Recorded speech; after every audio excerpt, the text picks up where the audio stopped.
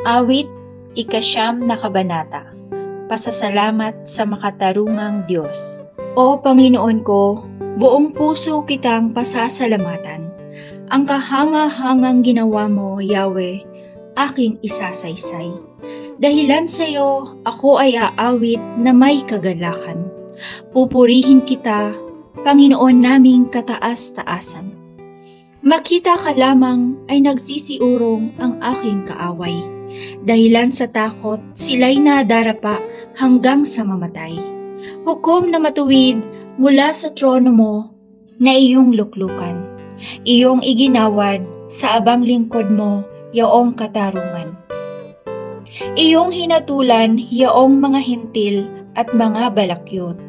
Alaala nila sa balat ng lupay, pinawi mong lubos.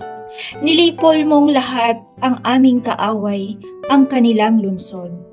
Dahil sa galit mo'y iyong ibinaon sa bangin ng limot. Dapat kilalaning haring walang hanggan itong Panginoon. Kanyang itinatag yaong kanyang trono upang doon humatol. Ang pamamahala niya sa daigdig, pawang naaayon sa makatarungan niyang pagpapasya bilang isang hukom. Ikaw, O Yahweh, ang tagapagtanggol ng api-apihan. Sa gitna ng gulo at mga panganib ay kutang matibay. Lubos ang tiwala ng kumikilala sa iyong pangalan, sapagkat wala pang dumulog sa iyo na iyong tinanggihan. Suobin ng awit ang Hari sa Siyon, ang Diyos na dakila. Ang ginawa niya ay ating ipagbunyi sa lahat ng bansa. Ang nahihirap ay hindi nawawaglit sa kanyang gunita, at ang nagpahirap sa kaawa-away kanyang sinusumpa. O Panginoon ko, ikaw ay mahabag sa abakong lagay. Masdan ang pahirap na dinaranas ko mula sa kaaway.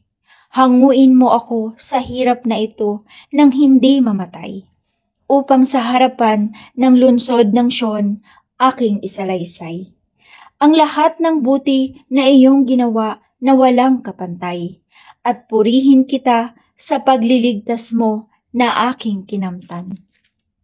Itong mga hintil na hulog sa hukay na ginawa nila.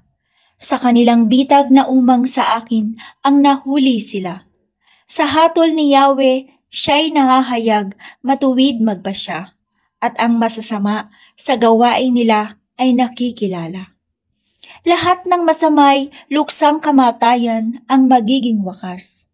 Ang lahat ng taong tumanggi kay Yahweh ay mapapahamak. Di habang panahon napapabayaan ang nangaghihirap. Maging mga api, may bagong pag-asa na muling sisikat.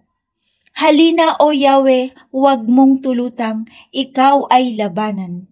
Tipunin mong lahat yaong mga hintil at iyong hatulan. Sidlan mo ng takot, Panginoon namin, ang lahat ng bayan, iyong ipabatid na sila'y nilikhat mga tao lamang.